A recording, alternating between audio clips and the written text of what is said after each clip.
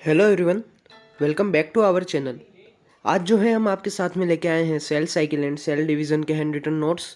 Cell biology के hand written notes हम channel पे अपलोड कर चुके हैं, वहाँ से आप जाके उसका पीडीएफ लिंक डाउनलोड कर सकते हैं। इस चैप्टर का जो ओवरव्यू हम लेने वाले हैं, बेसिकली अगर आप फाउंडेशन के लिए प्रिपरेशन कर रहे हैं या फिर नीट के लिए प्रिपरेशन कर रहे हैं तो ये नोट्स आपके लिए सफिशियंट होंगे। Proper NCERT based plus AIIMS और नीट में जो एनसीईआरटी के अलावा जो क्वेश्चंस पूछे गए हैं प्रीवियस ईयर क्वेश्चंस में, वो सारे आपके इन नोट्स में कवर हो जाएंगे। अच्छे से इन नोट्स को कर लेना आप, देन आप इसके बाद में जो है एनसीईआरटी अच्छे से कर लेना। सारा कुछ आपके प्रीवियस ईयर क्वेश्चन अच्छे से हो जाएंगे।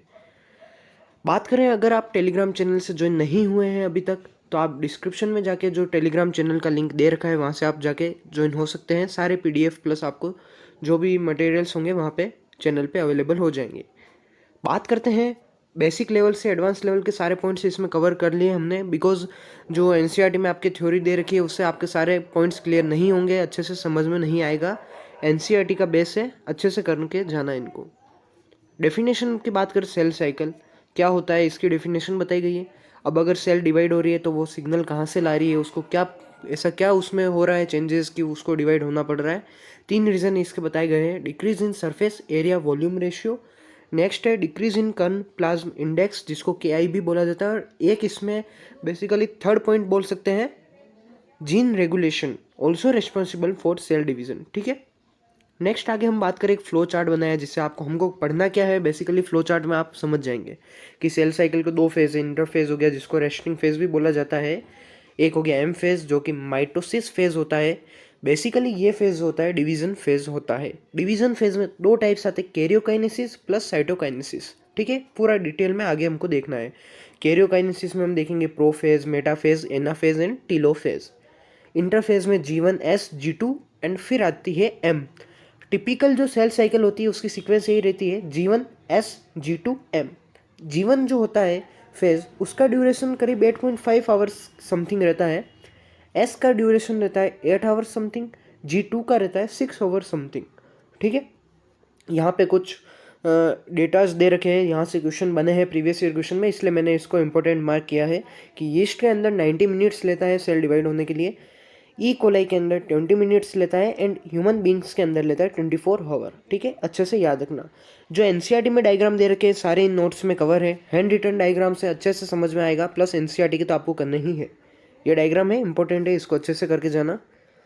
बात करें, ये इंटरफेस हो गया। इंटरफेस को इंटरवल बिटवीन 2 एम फेज भी बोला जाता है। एक चार्ट बना हुआ है, उससे आप अच्छे से समझ सकते हैं।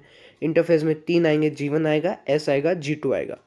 इंटरफेस जो होता है basically most active phase of cell cycle इसको बोला जाता है। टर्म्ड एज रेस्टिंग और प्रिपेरेटरी फेज इसको बोला जाता है। 95% ऑफ द सेल साइकिल, इसीलिए हमने इसको बोला most active phase of the cell cycle.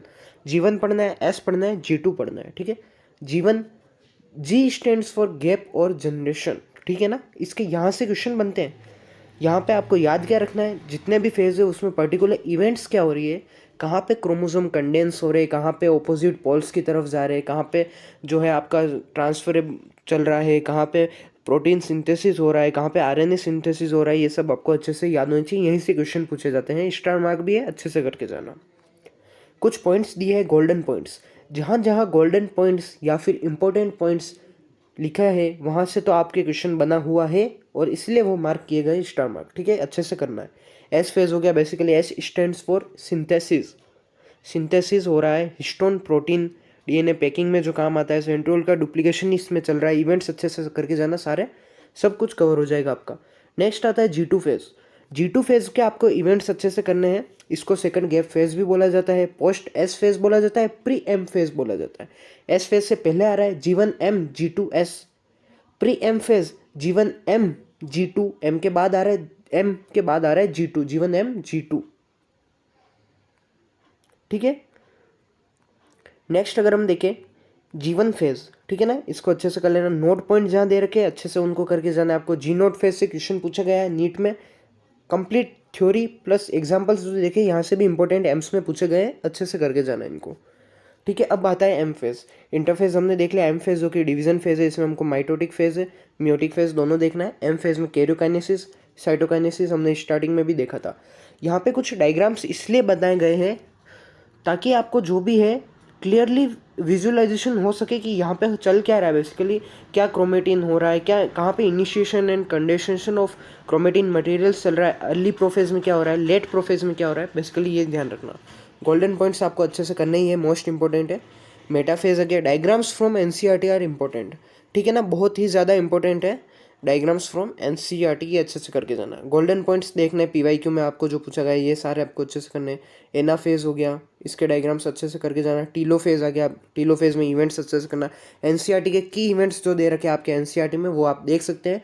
एक एक लाइन एनसीईआरटी से उठाई गई है, प्लस जितना भी एक्स्ट्रा पॉइंट्स है सारे कवर हो गए, बिल्कुल नहीं आपके ये छूटेगा ये वाला चैप्टर, ठीक है ना। साइटोकाइनेसिस आ गया, सिग्निफिकेंस ऑफ माइटोसिस ये पूछा जाता है बेसिकली। आप अगर फाउंडेशन में या फिर स्कूल लेवल पे भी देखें हैं तो इससे क्वेश्चन बनता है। सिग्निफिकेंस ऑफ माइटोसिस हो गया, इक्वेशनल डिवीजन जो है, ये पॉइंट्स अच्छे से देख लेना आप।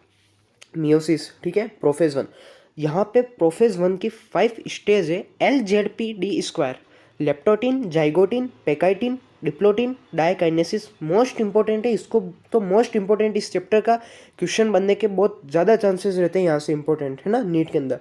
लेप्टोटिन हो गया, ठीक है, क्रोमोसोम्स, इसके इवेंट्स बहुत ही ज़्यादा पूछे जाते हैं। नाम चारों पांचों के आपको याद रखने, बेसिकली ये फॉर्मूला याद रखना, LZPD², leptotene, zygotene, pachytene, diplotene, and diakinesis, ठीक है ना। ये चारों पांचों इसके स्टेज के क्या क्या चल रहा है ये सब अच्छे से करके जाना। वापस कह रहा हूँ मोस्ट इंपॉर्टेंट है, इसको आप अच्छे से करके जाना, पांचों जो इवेंट्स है, ठीक है।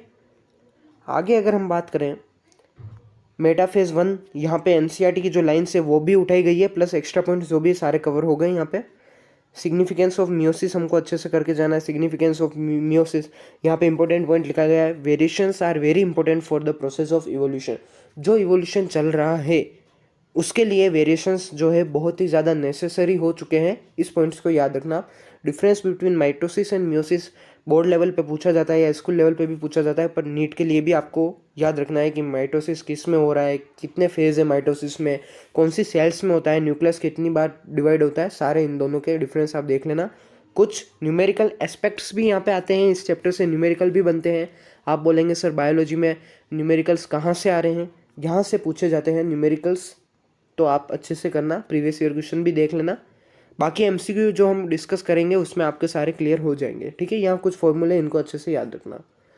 लास्ट में नोट्स के कुछ golden points asked in previous year question सीधे पूछे गए हैं, अच्छे से करके जाना। 100% यहाँ से चांस बनते हैं, इस चैप्टर से अगर पूछे जाएंगे यहाँ से पूछे जाएंगे क्वेश्चन, ठीक है। हाईली चांसेस यहाँ से बनते हैं, ठीक है। जैसे कि ये पूछ लिया जाता है, best material for studying mitosis in laboratory, root tip, shoot tip, सीधा क्वेश्चन पूछा गया है। Mitotic spindle made up of tubulin protein, किसका बना होता है, ट्यूबुलिन प्रोटीन का, ये पूछा गया है। अब माइटोकॉन्ड्रिया जो होते हैं वहाँ पे माइक्रो ट्यूब्यूल्स जो होते हैं एब्सेंट होते हैं, ठीक है ना। एनसीईआरटी की लाइन है, प्रीवियस ईयर क्वेश्चन में पूछी गई है। Best stage to count the number and study morphology of chromosome in metaphase.